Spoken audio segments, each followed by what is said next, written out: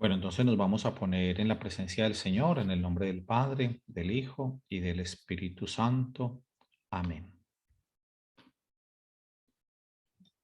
Señor Jesús, te queremos alabar y bendecir, te queremos dar gracias en este momento por tu amor, por tu presencia en medio de nosotros. Gracias por estas tecnologías que nos ayudan también a evangelizar, a llevar la buena noticia de tu palabra. Te pedimos, Señor, la luz del Espíritu Santo en este tiempo de Pascua en que toda la iglesia se prepara para vivir la solemnidad también de Pentecostés. Te pedimos que derrames la luz del Espíritu Santo sobre cada uno de nosotros, que nosotros con el Espíritu Santo podamos comprender esta palabra que es palabra de Dios, que ha sido inspirada por Dios, por la tercera persona de la Trinidad. Entonces que nosotros también podamos entrar en esa sintonía con el Señor. Gloria al Padre y al Hijo y al Espíritu Santo, como era en el principio, ahora y siempre, por los siglos de los siglos. Amén. Bueno, entonces voy a compartirles la pantalla y vamos a iniciar. Bueno, yo tengo una duda porque yo cuando empiezo la clase, normalmente mientras estoy haciendo el directo, yo, yo ubico, digamos, como el video hacia un lado. Yo les quiero preguntar en este momento, bueno, me puede responder Consuelo. En este momento, aquí ven toda la diapositiva, ¿la ven completa? Sí, sí, señor. Y si estamos viendo, por ejemplo, yo estoy en mi celular y pues yo puedo ampliar la pantalla y hacerla más grande, más chica, entonces puedo ver Bueno, perfectamente y todo. ahora otra pregunta. Si yo ubico, si acabo de hacer un movimiento aquí, ¿se sigue viendo toda la diapositiva o se ve solamente una parte? No, se ve la diapositiva completa, se lee todo el texto.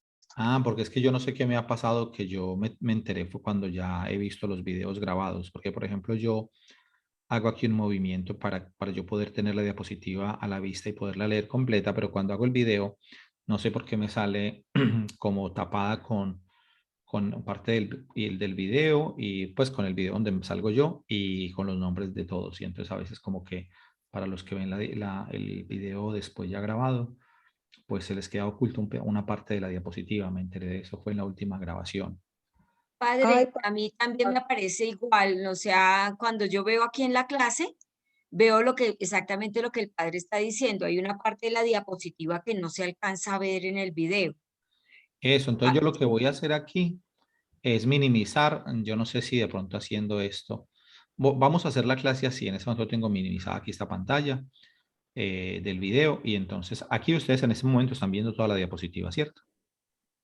sí, señor. Y bueno, vamos a ver, eso ya me enteraré es cuando cuando ya publique el video, porque en este momento he minimizado una ventana, esperamos a ver que sí funcione bien, porque la gente que no participa de la clase, pues si quiere ir mientras me escucha y siguiendo lo que está escrito, no lo puede hacer. En el video anterior vi eso.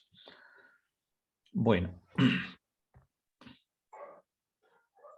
Pero tan raro, ¿será por el computador? Porque yo en el celular sí veo sí, pero perfecto yo ya cada. minimicé, creo que Monse está escribiendo aquí que a la izquierda se minimiza. Sí, ya lo minimicé, Monse, gracias. Entonces, pero es que la vez pasada yo no lo había minimizado, pero y sí, igual había puesto la pantalla como hacia un lado, como hay forma de moverlo con el cursor, la había desplazado hacia un lado y sin embargo después me apareció tapando la diapositiva. Bueno, vamos a ver, esperemos que ahora todo esto quede arreglado. Listo. Ok. Listo. Entonces, vamos entonces hoy con un tema sobre la Sagrada Escritura, tradición y magisterio de la Iglesia. Son tres cosas que les voy a ir hablando como por separado.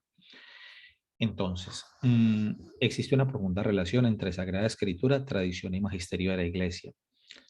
Las personas que tienen, digamos, un poquito más de conocimiento en la Iglesia, que han caminado un poco más de pronto leyendo algunos documentos o a veces leyendo el catecismo de la Iglesia Católica, de pronto comprenden estos términos, pero hay otras personas que, pues, la palabra Sagrada Escritura, obviamente, Sagrada Escritura, sí tenemos claro que a qué hace referencia, es a la Biblia, ¿no? La palabra de Dios.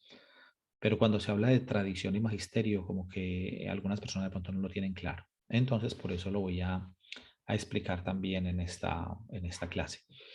Bueno, lo primero es que existe una profunda relación entre entre estas realidades, Sagrada Escritura, tradición y magisterio de la Iglesia. Bueno, debemos entonces saber qué nos dice el magisterio de la Iglesia sobre la Sagrada Escritura. Ya la palabra magisterio como que nos suena a algo, ¿no? Magisterio es como enseñanza, magisterio es como de maestra, ¿no? O sea, las personas que están en el magisterio, nosotros decimos son maestros, ¿no? Entonces, por eso cuando hablamos de magisterio, estamos hablando de la Iglesia como maestra. Bueno, fue la Iglesia Católica la que definió el canon de las Sagradas Escrituras. Esto es importante, algunos datos así históricos muy básicos, y es que nosotros, por ejemplo, que conocemos tantas iglesias cristianas, sobre todo eso es una realidad muy fuerte en América Latina, en Estados Unidos, por aquí en Europa también, pero es un poco más matizado, es decir, como el fenómeno que conocemos nosotros de grupos en América Latina que son muy grandes y pues es decir, por todas partes los vemos. Entonces, es importante tener en cuenta que no toda la vida, es decir, desde el comienzo digamos, del cristianismo, existían todas estas iglesias que vemos nosotros, que no están en comunión con la Iglesia Católica. No existía sino una sola, la Iglesia Católica. La Iglesia Católica. Hago aquí también una acotación, es decir, como un paréntesis.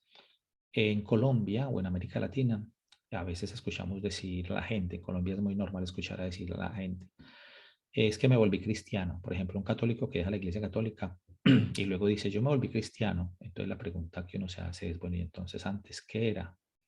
¿Cómo que se volvió cristiano? Y entonces nosotros los católicos, ¿qué somos? O alguien nos cuenta de un amigo o de un familiar que se metió a una iglesia evangélica y dicen, es que mi cuñada o mi primo o tal amigo mío se volvió cristiano. O sea, los mismos católicos a veces no tenemos ese concepto o no, pues no lo tienen muy claro, ¿no? Porque dicen, es que mi familiar o tal persona se volvió cristiana. Y entonces, claro, es como si ser cristiano fuera diferente a ser católico. Y eso es un error que es importante que sepamos tener en cuenta eso para que también lo expliquemos nosotros, ahora que están aprendiendo aquí en el curso de Biblia, cuando escuchen decir a alguien que se volvió cristiano o que un amigo se volvió cristiano, también explicarle eso a la gente, es que no es que se haya vuelto, o sea, si estaba en la iglesia católica ya era cristiano. La palabra cristiano significa seguidor de Cristo, es decir, que los católicos somos cristianos. Los que han dejado la iglesia católica y dicen que son cristianos, bueno, pues obviamente no nos toca a nosotros hacer un juicio para decir que no sean cristianos en cuanto a creer en Cristo, ¿no? Si ya vamos a mirar más a fondo lo que significa ser cristiano, pues implicaría ser coherente con las enseñanzas de Cristo y entonces ahí sí podríamos poner en tela de juicio no solamente a gente que no está en la iglesia católica, sino a gente dentro de la misma iglesia, porque una persona en la iglesia católica puede ser católico bautizado, confirmado, pero no vivir como cristiano. Pero bueno, no, para no enredarnos en el tema, simplemente una persona que cree en Cristo es cristiana. Entonces los católicos somos cristianos, para que tengamos eso bien claro. Esas diferencias se manejan sobre todo en América Latina, o yo no sé si en Estados Unidos, pero aquí en Europa no, aquí en Europa y en el Medio Oriente y en muchos lugares, cuando se habla de cristianismo, se habla de cristianismo, de personas que creen en Cristo. Obviamente que si ahí ya vamos a mirar entonces como denominaciones y todas esas cosas, nos encontramos con iglesias cristianas. Bueno, entonces, eh, en la iglesia católica, la iglesia católica era la única que existía desde los apóstoles. La palabra católico significa universal. Alguien dirá, pero es que en la Biblia no encontramos la palabra católica. Alguien dirá, pero ¿por qué católico si no existe? No encontramos en el Nuevo Testamento la palabra católica, pero sí existe en cuanto que católico significa universal, o sea, la universalidad del mensaje de Cristo, de la iglesia, la universalidad de la iglesia. Vayan a todos los rincones del mundo y prediquen el Evangelio a todas las criaturas. Entonces la iglesia católica significa que es universal. Ese es el término católico. Bueno, después vinieron divisiones en la iglesia católica. Cristianos que de la única iglesia que había, que existía, que era la Iglesia Católica, se separaron. Entonces vino el primer gran cisma, que fue el cisma de Oriente, y entonces vino la Iglesia Ortodoxa. Entonces, la Iglesia Ortodoxa, que está separada de la Iglesia Católica, pero eso fue hacia el año 1054.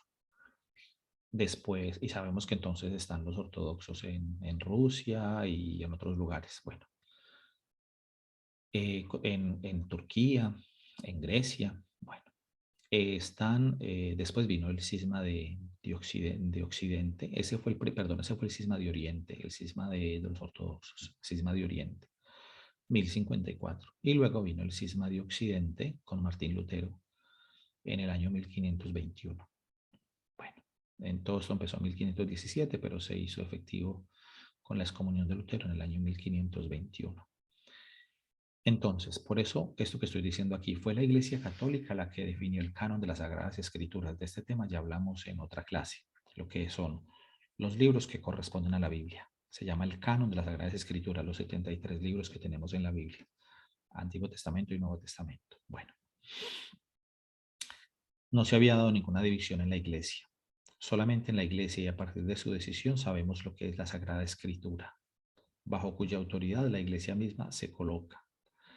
Es decir, que es el magisterio al servicio de la palabra, por debajo de ella y no al revés. Bueno, entonces, la Iglesia Católica definió el canon de la Escritura, dijo cuáles eran los libros que son palabra de Dios. Por eso es simpático a veces encontrarse con gente que, por ejemplo, no pertenece a la Iglesia Católica y que tienen así como un encono, ¿no? Como una rabiecita como enconada, ¿no? Como contra la Iglesia Católica y a veces hablan de la Iglesia y dicen que la Iglesia Católica sigue preceptos humanos, pero que, bueno, por decir algo, cuando se despotrica la Iglesia. Y tienen la Biblia y a ver, tú estás hablando con una persona protestante o evangélica y esa persona que muchas veces, no todos, porque hay gente muy respetuosa, obviamente, hay gente pues respetuosa de la Iglesia, pero hay gente que te habla mal de la Iglesia Católica y te dice, no, es que la Iglesia Católica se inventó un poco de cosas y tiene la Biblia en la mano. Y a ver, y esa Biblia que ellos están manejando con los libros del Nuevo Testamento, los 4 evangelios, las cartas de San Pablo, ¿quién definió que esos libros eran palabra de Dios? La Iglesia Católica. Por lo tanto, sería en cierto sentido una contradicción que alguien que no pertenece a la Iglesia Católica diga cosas contra la Iglesia cuando esa persona está creyendo que es Evangelio de Marcos y no el Evangelio de Santiago o el Evangelio de, ¿qué digo yo?, de Judas Iscariote o de María Magdalena. No es palabra de Dios, son libros apócrifos. En cambio, el Evangelio de Mateo, Marcos, Lucas y Juan son palabra de Dios. Y esa persona está convencida que son palabra de Dios. ¿Y quién se lo asegura? Pues la Iglesia Católica, que fue la que dijo que esa era palabra de Dios. Bueno, entonces, esto aquí lo hago pues como un paréntesis, pero claro que es importante tampoco entrar en polémica con la gente que está en otras iglesias, porque a veces hay gente que le gusta como polemizar y tal, y se enfrascan en discusiones y al final hay gente que si ya está muy obstinada en una idea o en lo que sea, pues no va a escucharte ningún argumento, por más que le puedas mostrar cosas históricas y tal. Entonces creo que no se trata pues como de ese proceso de entrar en polémica, pero sí es importante que los católicos conozcan el fundamento de la fe para que también no llegue alguien a decirles fácilmente cosas que no son.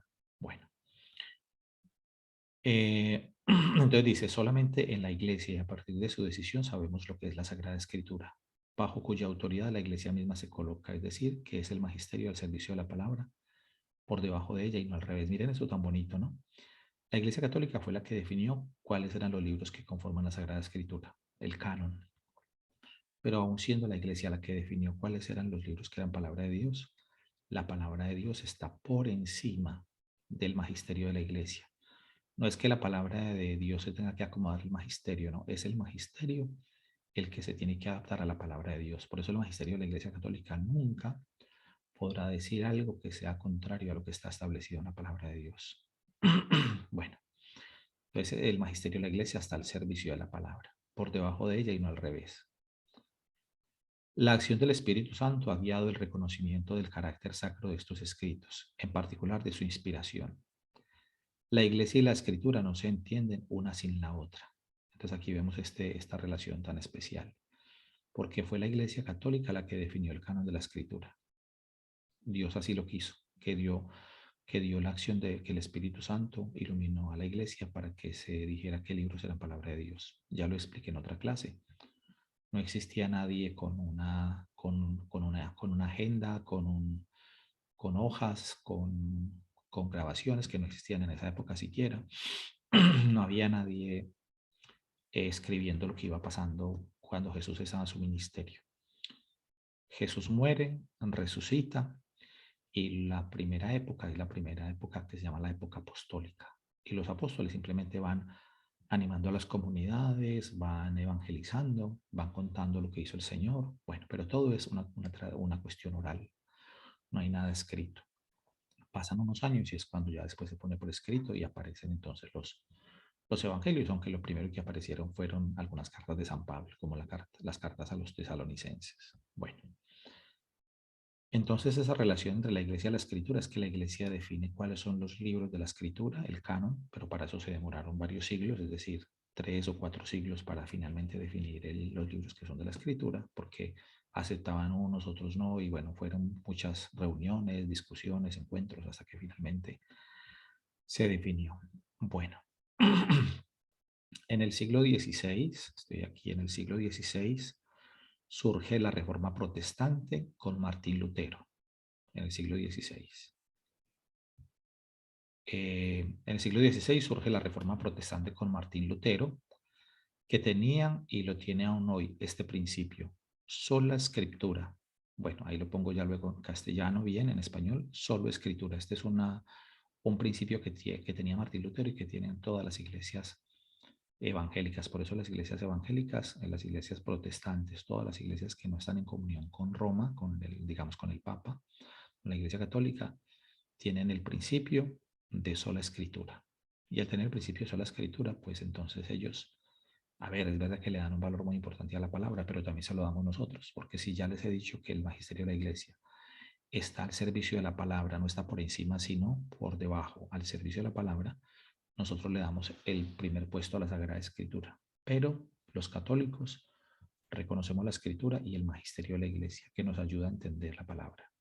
Mientras que los protestantes tienen el principio de sola escritura. Y eso tiene peligros, porque al ser solo escritura, entonces pues no permito que nadie me pueda explicar qué significa un texto bíblico, porque yo tengo el convencimiento que yo lo puedo entender solo. Bueno, entonces, los protestantes, la Reforma Protestante con Martín Lutero, ellos no aceptan el magisterio de la iglesia. Los protestantes también negaron los protestantes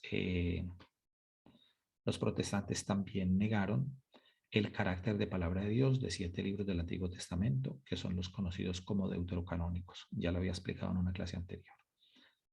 Por eso el Concilio de Trento, que fue como la contrarreforma, fue el concilio que se hizo inmediatamente después digamos, al tiempo que Martín Lutero se estaba rebelando contra la iglesia.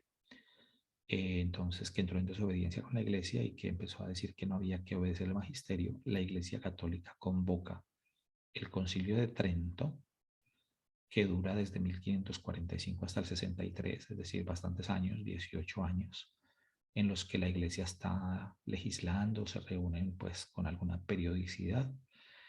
Y la iglesia en el Concilio de Trento define dogmáticamente quiere decir que es para que lo crean todos los católicos, todos los bautizados que están en la iglesia católica, sin que lo pongan en duda, definió dogmáticamente que los libros que componen la Biblia son 73, en los que están contenidos 7 libros ya mencionados, deuterocanónicos, y los 39 libros del Antiguo Testamento que estaban en hebreo. Deuterocanónicos eran en griego, 7 libros, más 39 que estaban en hebreo, que eran los libros que aceptaban los judíos. Ahí ya tenemos 46 y 27 del nuevo, es decir, 73 libros. Bueno. Y también dirá el Concilio de Trento que la Iglesia Católica es la única que tiene la autoridad para interpretar de manera auténtica la Escritura. Esto es muy interesante. Miren esto es un concepto fundamental. La Iglesia Católica es la única que tiene la autoridad para interpretar de manera auténtica la Sagrada Escritura. De manera auténtica, porque la podrán interpretar de muchas maneras, pero de manera auténtica solamente la Iglesia Católica tiene esa autoridad. A nadie le es lícito interpretarla contra el sentir de la Iglesia o contra el unánime consenso de los padres. Aquí hablamos de los padres de la Iglesia, es decir, de ese periodo inicial de, digamos, de tantos padres de la Iglesia que definieron, que dejaron tantos escritos que ayudan a iluminar la Sagrada Escritura. Bueno, si la Escritura nos es entregada, aquí me faltó una S, después lo corrijo, si la Escritura nos es entregada por la Iglesia canon, el canon, ella es también la encargada de interpretarla, y es que esto tiene lógica.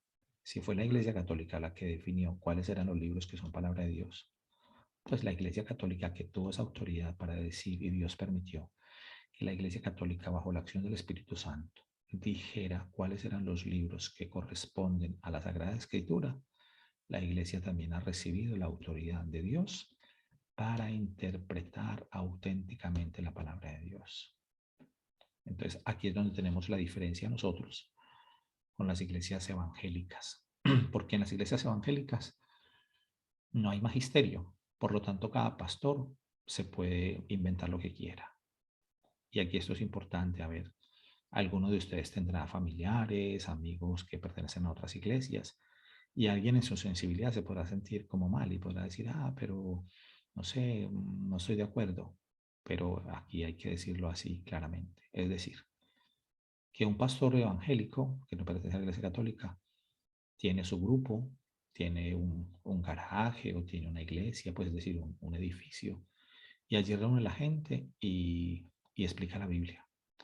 Pero él la explica según él cree, porque como nada más acepta la escritura, no acepta el magisterio de la iglesia, entonces esa persona pues lee un texto y bueno, y dice, bueno, yo siento que el Señor dice esto, y se lo enseña a su grupo. Y así vemos nosotros que en la realidad de América Latina, sobre todo, eh, en cada esquina de un barrio hay una iglesia y uno ve el letrero allá que dice Iglesia Manantial de Vida, Iglesia Asambleas de Dios, Iglesia Pentecostal Unida de Colombia, Iglesia Manantial de Vida, Iglesia Manantial de Gracia, bueno, todo lo que quieran. Y esas iglesias, cada una tiene su pastor y la gente se congrega en esa iglesia. Pero vaya junto usted todos esos pastores a ver si tienen los mismos criterios. No los tienen. ¿Por qué? Pues porque cada uno está interpretando a su modo la escritura. Bueno, vamos entonces aquí con la próxima diapositiva. Bueno, de la misma manera que en el Antiguo Testamento hubo tradición oral antes de que fueran escritos los libros, también sucedió en el Nuevo Testamento. Bueno, sucedió con el Nuevo Testamento. Entonces, ya les había hablado yo en la clase anterior que en el Antiguo Testamento hubo primero una tradición oral, o sea, en la época de los patriarcas, en la época de la creación, o sea, todo. No había nadie escribiendo allí directamente lo que estaba pasando, sino que cuando el pueblo de Israel ya se estableció como una nación que ya tenía una identidad propia, ya tenían la monarquía, entonces es cuando empiezan a poner por escrito las tradiciones orales, lo que había pasado de generación en generación, hasta componer los textos. Pues en el Nuevo Testamento podemos decir que más o menos lo mismo. ¿Por qué? Porque cuando Jesús estaba con los discípulos no entendían muchas cosas. Jesús les decía, el Hijo del Hombre tiene que subir a Jerusalén, ser flagelado, ser crucificado y resucitar los 3 días. ¿Y qué hace Pedro? Se lo lleva a un lugar aparte y lo regaña, ¿no? Pedro regaña a Jesús, le dice, no, no, Señor, ¿cómo se te ocurre? Eso no te puede pasar. Bueno, le preguntan a Jesús, ¿es ahora cuando vas a restaurar el reino de Israel? Porque los discípulos de Jesús pensaban que Jesús iba a instaurar un reino temporal, es decir, que iba quizás en un momento determinado a formarse un reino y iban a ser expulsados los romanos que estaban invadiendo aquella zona, bueno, pues aquella región. Bueno, no, ellos no logran entender muchas cosas. Eso queda tan claro que lo abandonan en el huerto de los olivos y que junto a la cruz de Jesús está solamente el discípulo amado. Los otros han huido, Pedro lo ha negado, entonces Ellos tuvieron mucha dificultad para entenderlo. ¿Cuándo lo van a entender? Después de la resurrección. Jesús les abre el entendimiento a los discípulos de Maús para comprender el sentido de la escritura. Y es después cuando Jesús resucita que ellos dicen, ahora entendemos lo que nos decía. Entonces no lo entendían antes. Por lo tanto, ninguno estaba pensando que de esa experiencia de estar con Jesús iba a surgir una iglesia, que de esa experiencia de estar con Jesús se iba a escribir un evangelio, que iba a ser anunciado el nombre de Jesús a todas las naciones. Ellos no tenían ni idea de eso, no tenían ni idea. Por lo tanto, ninguno estaba ahí como diciendo, bueno, vamos a copiar, vamos a escribir todo lo que diga Jesús, porque esto lo tenemos que poner por escrito. Nadie está pensando en eso. Simplemente Jesús muere, resucita, se aparece a los discípulos, luego les manda el Espíritu Santo en Pentecostés. Bueno, los que están levantando la mano, las preguntas las dejamos para dentro de un ratico, listo. Yo les digo en qué momento abrimos micrófonos y les damos la palabra. Bueno, pero igual si quieren... Leo, disculpa, es que la voz se está escuchando con un susurro y está poco nítida la voz. Hace un momento empezó como a bajar la nitidez. Ah, entonces ya no sé, me perdí desde dónde, no me entienden. ¿Ahí me escuchan o no? Padre, yo le estoy entendiendo perfectamente todo lo que ha dicho. No, Karen, Yo entonces también puede... estoy oyendo bien, de pronto es el internet de allá. Yo también creo, padre, que es el internet de Karen, porque yo también nunca he sentido bajón de Bueno, su Karen, voz. entonces aquí queda una cosa clara, porque claro, la objeción de Karen es válida en cuanto que ella le escucha mal, pero entonces, claro, si todos coinciden en que se escucha mal, es porque el problema es mío. Pero si es una sola persona que tiene dificultad, entonces es el internet suyo o la conexión.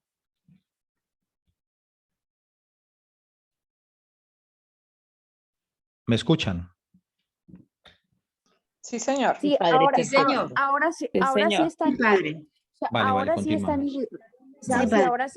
ahora sí está nítido. De pronto se había bajado un poco el tono de voz y se escuchaba mucho un ceseo al final de las palabras y se pegaba mucho una frase con otra y no lograba percibirse con nitidez. Bueno, Karen, gracias. De todas maneras, yo aquí he controlado la conexión y pues en lo que veo yo aquí tengo buena cobertura. Bueno, de todas maneras, y cualquier cosa, pues cuando grabe el video seguramente ahí va a quedar, digamos, si hay alguna dificultad de esto, de la voz, entonces aparecerá ahí o si no se mejora. Bueno, vamos a ver, de todas maneras, gracias.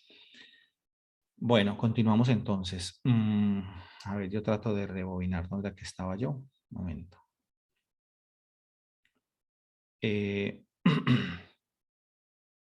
Sí, estaba entonces diciendo lo siguiente. Estaba diciendo que que los discípulos entendieron fue después de la Pascua. Después de la Pascua es que ellos empezaron a entender y sobre todo con la venida del Espíritu Santo, porque Jesús había dicho, es preciso que yo me vaya para que venga el Paráclito, el que los llevará a la verdad plena. Entonces, hasta que no fueran revestidos de la fuerza de lo alto. Por lo tanto, ellos entendieron muchas cosas después de la resurrección del Señor. Bueno, parto de este texto del Evangelio de San Juan que dice, muchas otras señales hizo Jesús en presencia de sus discípulos que no están en este libro. Y estas fueron escritas para que creáis que Jesús es el Mesías, Hijo de Dios, y para que creyendo tengáis vida en su nombre. Esto es Juan 20, Evangelio de Juan 20, versículo 30. Entonces, muchas otras señales hizo Jesús que no están en este libro. Quiere decir que como no están escritas, pero que los discípulos las transmitieron, las contaron. Tengamos en cuenta que no se escribió el Evangelio inmediatamente que sucedieron los hechos, sino después. Jesús muere en el año 30 más o menos y el Evangelio de Marcos, que es el primero, va a estar escrito hacia el año 65-70. Quiere decir que han pasado 35 años, 35 o 40 años para que se componga el Evangelio. Y durante todo ese tiempo, la iglesia tuvo una tradición oral, o sea, con respecto a lo de Jesús, cosas que contaban los apóstoles cuando fundaban comunidades, cuando visitaban comunidades, cuando se reunían. Entonces, estas cosas no escritas es lo que llamamos tradición. Recordemos que el título de la charla de hoy es Sagrada Escritura, Tradición y Magisterio. Entonces, las cosas no escritas es lo que llamamos tradición. Incluso las que luego se pusieron por escrito.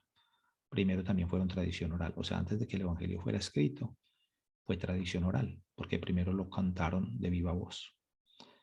Y cuando se escribieron los libros, es decir, de los Evangelios, las cartas de San Pablo, la tradición siguió incluyendo muchas cosas. Por ejemplo, las enseñanzas de los padres de la iglesia.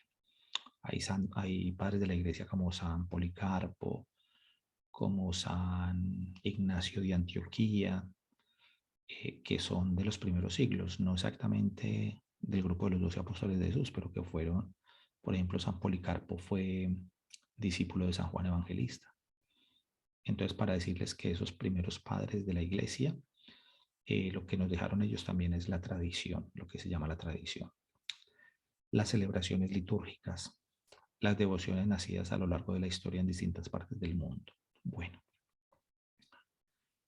para que se conservaran íntegras sus enseñanzas y fueran fielmente custodiadas e interpretadas, Jesús instituyó su iglesia sobre los apóstoles, quienes para poder cumplir esto en el tiempo eligieron sucesores. Esto es importante acá. En la última cena, Jesús instituye la Eucaristía y les dice a los discípulos, haced esto en conmemoración mía. Por lo tanto, el Jueves Santo, Jesús instituye la Eucaristía e inaugura el ministerio sacerdotal, el orden sagrado. Entonces, esto es importante que lo tengamos muy claro. Los apóstoles, Jesús funda la iglesia sobre los apóstoles. Y los apóstoles, sabiendo que iban a morir, porque los apóstoles, pues pasando el tiempo, y pues también sabemos que o se enfermaban o morían mártires, bueno, la mayoría murieron mártires, sabían que no iban a estar en esa tierra para toda la vida. Entonces, si se morían los apóstoles, ¿qué pasaba? Imaginemos nada más esto. Jesús instituyó los 12 apóstoles. Y si se morían los apóstoles, ¿qué se queda de ahí para adelante? Se terminaba la iglesia. Entonces ahí es donde aparece precisamente que los apóstoles entienden bajo la luz del Espíritu Santo que ellos tienen que elegir sus sucesores. De hecho, tuvieron que reemplazar al primero, que fue Judas, porque Judas sabemos que se quitó la vida, que se ahorcó después de haber traicionado a Jesús, de haberlo vendido. Y eligieron a otro. Está en el libro de los Hechos de los Apóstoles, que para que fuera el grupo de 12, entonces eligieron a otro, a otra persona. Bueno, y después, con el tiempo, también fueron nombrando a otros. Entonces, los directos sucesores de los apóstoles son los obispos. Esto es fundamental aquí tenerlo en cuenta.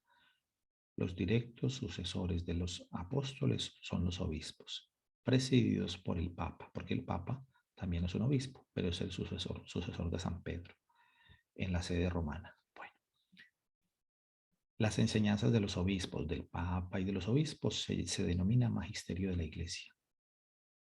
Por eso, aunque nosotros hayan pasado más de 20 siglos, hay documentos de la Iglesia que luego son considerados magisterio, que los escribe el Papa, encíclicas, documentos que tienen carácter de magisterio, y al ser magisterio pues deben ser asumidos, aceptados y creídos por la Iglesia. Bueno, entonces, las enseñanzas del Papa y de los obispos se denomina magisterio de la Iglesia. El magisterio enseña la verdad sobre la Sagrada Escritura y la tradición a todos los fieles de la Iglesia a través del tiempo, pues tiene la misión de interpretarlas de modo auténtico. Vemos que incluso San Pablo apóstol, también cuando fundó comunidades, nombraba presbíteros, o sea, les imponía las manos para la sucesión apostólica, es decir, eran sacerdotes ordenados por Pablo y por algunos. Seguramente Pablo también habría recibido la imposición de manos de los apóstoles, entonces Pablo fue en las comunidades nombrando sus sucesores. Y es lo que nosotros vemos, por ejemplo, porque nosotros los sacerdotes, somos los colaboradores del obispo, es decir, que nosotros con el sacramento del orden recibido, ordenados por un obispo, nosotros podemos celebrar la Eucaristía, porque sabemos que un obispo en una diócesis no podría atender pastoralmente todas las parroquias y estar en todos los lugares para celebrar la misa. Entonces el obispo nombra a los sacerdotes y por mandato del Señor y por imposición de las manos a través del obispo en el sacramento del orden, ordena a unas personas, a nosotros, nos ordena sacerdotes y entre nosotros podemos celebrar la misa, pero por ejemplo nosotros no tenemos autoridad para ordenar a otro sacerdote, por ejemplo, no sé, pensemos que, que yo sea formador en un seminario, sea rector de un seminario o formador de seminaristas. No puedo yo decir, bueno, a este lo voy a ordenar ya sacerdote aunque tenga la formación filosófica o teológica. No, eso lo hace el obispo. Un sacerdote de una comunidad o rector de un seminario presenta a los candidatos al obispo, pero es el obispo el que en una ceremonia de ordenación impone las manos sobre esta persona y esta persona se convierte en sacerdote. Entonces, porque ese obispo pues tiene la sucesión apostólica porque a él ordenó otro obispo y a ese obispo que lo ordenó a él ordenó otro y así, así, hasta que nos vamos hasta los 12 apóstoles. Bueno. A ver, un momento acá. A ver, ¿qué me salté acá?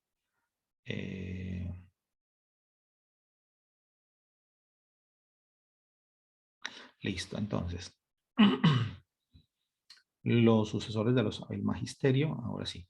El magisterio enseña la verdad sobre la Sagrada Escritura y la tradición a todos los fieles de la Iglesia a través del tiempo, pues tiene la misión de interpretarlas de modo auténtico. Es importante recordar esto. Ante todo, sepan que ninguna profecía de la Escritura puede interpretarse por cuenta propia. Eso está en segunda de Pedro, segunda carta de San Pedro, capítulo 1, versículo 20.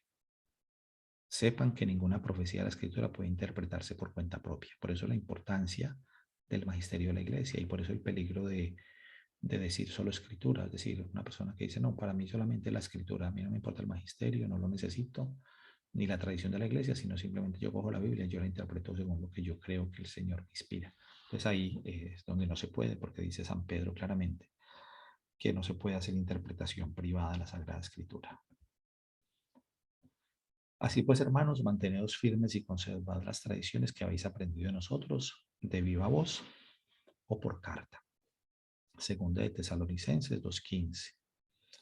Entonces miren aquí cómo San Pablo está haciendo alusión no solamente a lo que está escrito, ¿sí? O sea, a las cartas, por ejemplo, sino también a la tradición oral de viva voz. Manteneos firmes y conservad las tradiciones que habéis aprendido de nosotros, de viva voz o por carta. Los primeros depositarios de la tradición fueron los 12 apóstoles sobre los cuales se fundó la Iglesia Católica. Son entonces ellos los garantes de la transmisión de la Sagrada Tradición hasta la actualidad, lo que se denomina sucesión apostólica, asegurando así la unidad del pueblo de Dios. Bueno, como voy a abrir el espacio para las preguntas y no se nos vaya a hacer muy tarde, entonces aquí les dejo como adelantado, igual luego les mando el material. Este número 85 es del Catecismo de la Iglesia Católica. Entonces ahí hay unas cosas bien interesantes sobre cómo interpretar la palabra de Dios, o sea, quién tiene ese oficio. Y luego, bueno, ahí ya terminan estas diapositivas. Listo. Entonces, dejamos ahí y voy a dejar de compartir la pantalla. Y vamos a abrir el espacio entonces aquí para las preguntas. Entonces yo creo que ya el que levante la mano, si quiere levante la mano y quien quiera tomar la palabra. Y ya Consuelo les abre el micrófono. O cada uno lo puede abrir, pero cuando en el orden en que levanten la mano.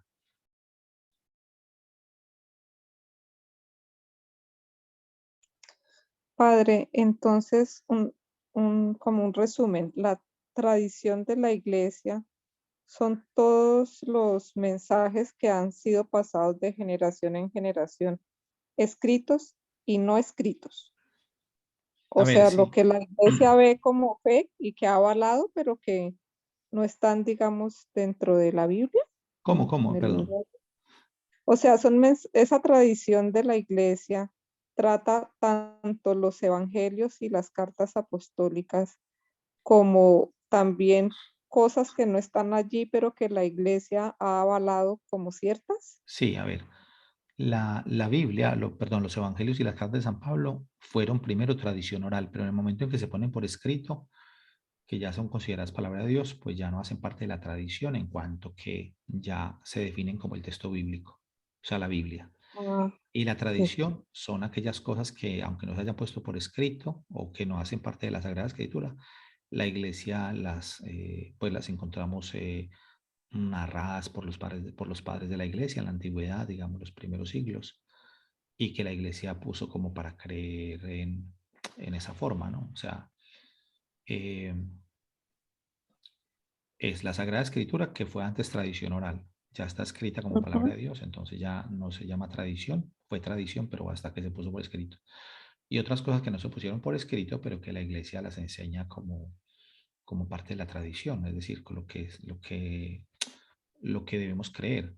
Y obviamente ya el Ajá. magisterio de la iglesia es lo que más adelante la iglesia católica enseña a interpretar sobre los textos bíblicos y sobre la tradición. Ok, gracias, padre. Bueno, Sandra Poveda. Sandra, sí, señor. Buenas tardes, padre. Tengo una pequeña pregunta.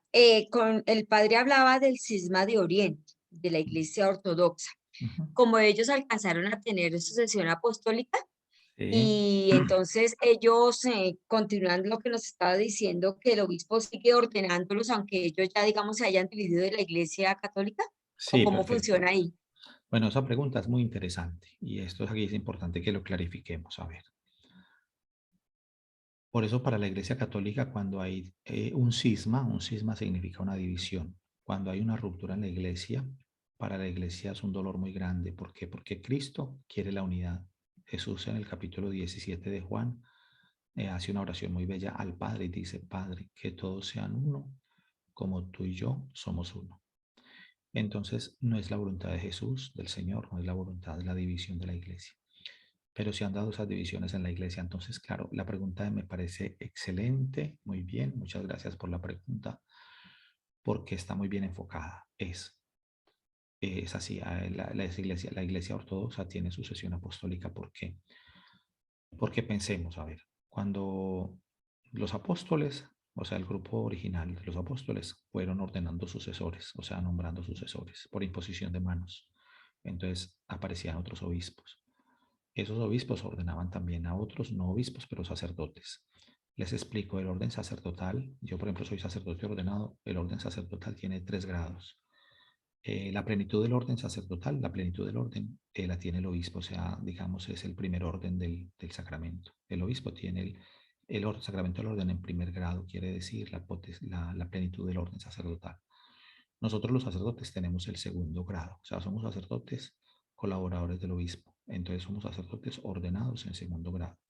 Y están los diáconos que son diáconos transitorios, aquellos que van a ser sacerdotes, que primero pasan por el diaconado, y los diáconos permanentes, aquellas personas que estando casadas acceden a la ordenación diaconal, pero se quedan de diáconos toda la vida.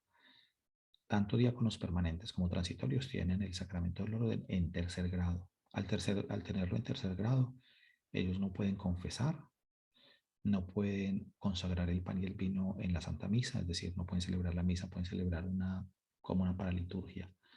Pueden celebrar algunos sacramentos, pueden bautizar, pueden casar, pueden hacer exequias sin consagración del pan y el vino, obviamente. O sea, casi celebran como la misa, pueden hacer los ritos iniciales. Toda la primera parte de la misa, que es la liturgia de la palabra, la puede hacer un diácono. De hecho, pueden hasta predicar eso, el proclamar el evangelio y predicar. Pero después se saltan la plegaria eucarística, no consagran el pan y el vino, sino que en los lugares donde hay pocos sacerdotes, entonces ellos sí ya tienen las formas consagradas, es decir, el Santísimo en el tabernáculo. Entonces ellos pasan después del credo, de rezar el credo, por ejemplo, el domingo, estoy hablando de los diáconos, pasan al momento del rito del Padre Nuestro, rito del Padre Nuestro y de la paz, y luego van y distribuyen la comunión porque ya ha estado consagrada por un sacerdote antes.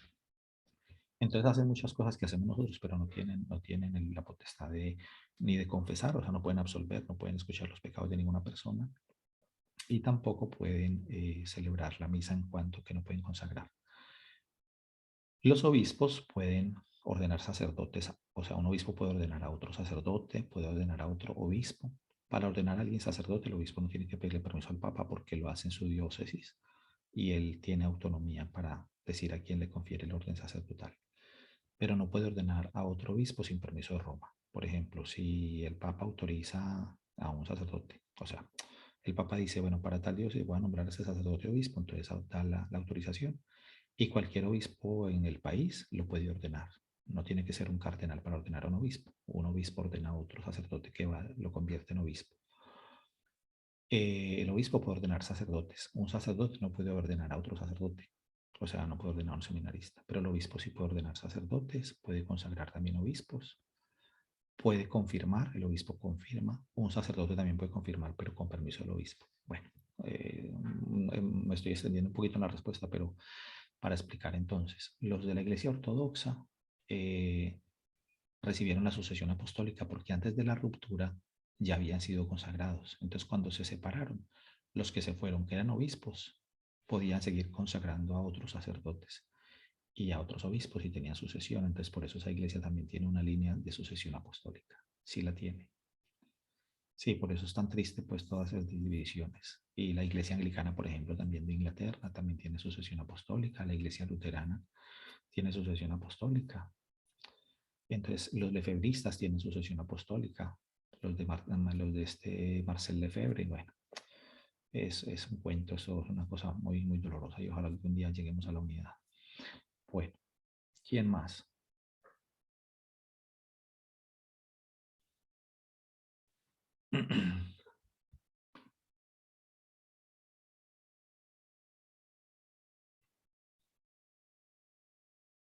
Bueno, ¿quién más tiene alguna pregunta? Hola. Levantó la mano Karen. A ver, Karen. Karen. Sí, padre, ahora estábamos hablando, usted mencionaba que el magisterio es el que, en eso se fundamenta el que solamente la interpretación de la palabra sea a la luz de la iglesia y de todo este cuerpo dentro de la iglesia. ¿Qué sucede cuando hay comunidades donde se levantan predicadores? Puede ser cualquier grupo al interior de un apostolado, una comunidad carismática, lo que sea. Y surgen predicadores y estos predicadores realizan todo tipo de formación, de predicación de la palabra y hay un toque en esta comunidad, es decir, la comunidad se siente que Dios le habla, se tocan las vidas de las personas a través de esta persona que predica, que es un laico. En este orden de idea podríamos decir que si este laico está predicando, está dentro o no del magisterio de la iglesia, se sobreentiende que si es un laico, un coordinador de un grupo de oración, el que está preparando esta predica, es porque él está llamado a prepararla desde los escritos que ya tiene la iglesia, las interpretaciones que ya tiene la iglesia, y para poder preparar su predicación tendría que ir a lo que los obispos y el cuerpo magisterio de la iglesia ya ha dicho al respecto. ¿O cómo cabe esto de la libertad de lo que el Espíritu Santo suscita en un predicador cuando prepara una prédica? Bueno, no sé si me di a entender, padre. Sí, perfectamente. A ver, la iglesia reconoce diversidad de carismas. El magisterio como tal, magisterio de la iglesia, quiere decir que la iglesia en la persona del Papa y los obispos son los que interpretan, es decir, vigilan o digámoslo así, custodian la interpretación de la palabra de Dios y de la tradición.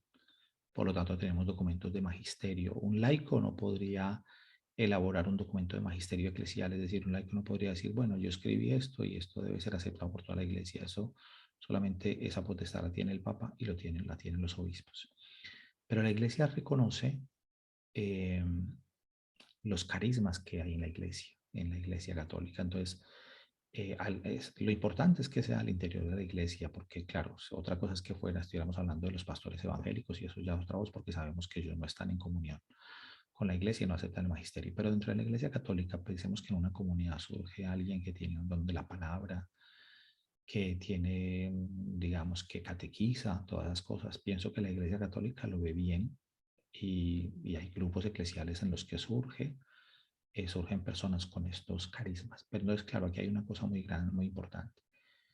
Si la persona está en comunión con la iglesia, o sea, con la Iglesia Católica, está dentro de la Iglesia Católica, esa persona, por muchos carismas que reciba, obviamente, esa persona debe estar siempre regida por el magisterio de la Iglesia. Es decir, la persona no se puede salir a decir cosas que no correspondan al magisterio, porque si llega a decir cosas que van contra el magisterio, significa que esa persona no está iluminada por el Espíritu Santo, porque es verdad que el Espíritu Santo toca realidades diferentes, pero al mismo tiempo, si el Espíritu Santo es unidad, no podría contradecirse, no podría parecer que el Espíritu Santo inspira a la iglesia, al magisterio, por un lado, y una persona que aparezca hablando en nombre de Dios y del Espíritu Santo, esté enseñando una cosa que sea contradictoria al magisterio de la iglesia, porque entonces ahí algo estaría fallando.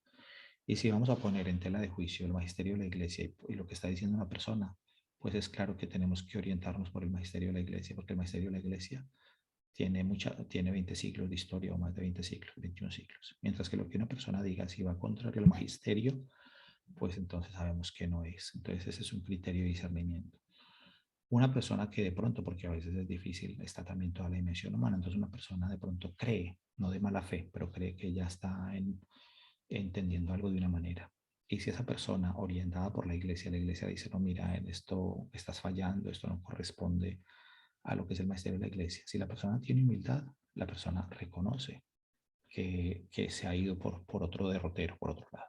Si la persona es soberbia, pues de pronto va a cerrarse y va a decir, no, yo estoy convencido de esto que yo estoy diciendo. Claro, pero si eso va contrario al magisterio, va contrario al magisterio de la iglesia, pues significa que la cosa está mal. Digamos, incluso ha habido experiencias con teólogos en la famosa teología de la liberación que tuvo tanto auge en América Latina, que ahora está retomando también un poco de fuerza, en que algunos sacerdotes fueron llamados a Roma y se les interrogó sobre libros donde escribieron cosas en las que ponían en tela de juicio de pronto la divinidad de Jesús, por ejemplo. Voy a poner un ejemplo claro. A principios de la iglesia, de los primeros siglos, hubo un sacerdote llamado Arrio en Alejandría, en Egipto, sacerdote católico, que sacó una teoría en la que él decía que Jesús había sido creado por Dios Padre. O sea que Jesús no existía como la segunda persona de la Trinidad, es decir, que Jesús era una criatura, como somos nosotros. Nosotros somos criaturas porque nosotros tuvimos un comienzo cuando fuimos concebidos en el vientre de nuestra madre. Ahí Dios infundió el alma en nosotros. Pero Jesús, como el misterio de la Trinidad, como segunda persona de la Trinidad, Jesús existe, como lo dice el prólogo de Juan. En el principio existía la palabra y la palabra estaba con Dios y la palabra era Dios desde siempre. Por lo tanto, cuando Arrio dijo que Jesús había sido una criatura, pues Arrio dijo una herejía. Y entonces en un concilio condenaron lo que dijo Arrio. Es decir, el concilio de la iglesia por el magisterio, a la luz del magisterio, dijo, lo que Arrio dijo está equivocado. Y muchos siguieron a Arrio, se llama el movimiento del arrianismo. Entonces, por decir algo, que en momentos de la iglesia ha habido herejías, que la iglesia con el magisterio ha dicho que no es. Entonces, no sé si eso responde a la pregunta de Karen, en cuanto a que una persona puede tener carismas, claro que sí puede tener carismas, pero siempre esa persona deberá dejarse guiar por el magisterio de la iglesia y deberá formarse en ese aspecto. Bueno, ¿alguien más?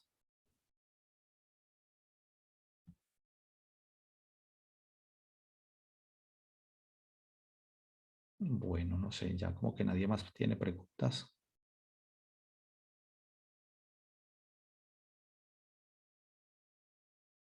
Hola.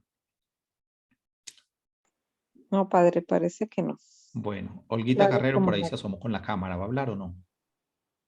No, padre, a saludarlo nomás. Gracias. Bueno, sí ve que vea. Ella sí está dando la cara. Yo no sé por qué el resto no dan la cara. A ver, den la cara un momentico. porque hoy amanecimos feas, padre. Por ¿Están eso. Cuando despeinadas o qué? estamos lindas damos la cara. Están Sí, No, despeinadas. será despeinadas feas nunca. eso, Bueno, bueno, muy bien. por aquí se asomó Monse San Martín desde Barcelona. Hola, Monse. Bueno, muy bien. Bueno, bueno, pues nada, entonces, pues démosle gracias al Señor por este encuentro. Y bueno, que sigamos bien animados. Inviten gente, porque bueno, estamos ahí poquitos. Esta plataforma tiene capacidad como para 100 o 200, yo no sé cuánto. Claro que la importancia no es tampoco la cantidad, así como Jesús inició su iglesia con un grupito pequeñito, entonces nos muestra que tampoco es la cantidad, sino el que estemos comprometidos de verdad. Pero bueno, aprovechando pues estas plataformas, ojalá que animen a otras personas a que se conecten por aquí y puedan participar de estas charlas. Bueno, el Señor esté con vosotros y la bendición de Dios Todopoderoso, Padre y Espíritu Santo, descienda sobre vosotros y permanezca para siempre. Amén. Bueno, una feliz semana. Chao. Amén. Gracias, Chao. Padre. Gracias, Padre. Muchas gracias, Padre. Gracias, Igual Padre. para Que usted. Dios lo bendiga. Bueno, Gracias. un abrazo. Gracias. Chao.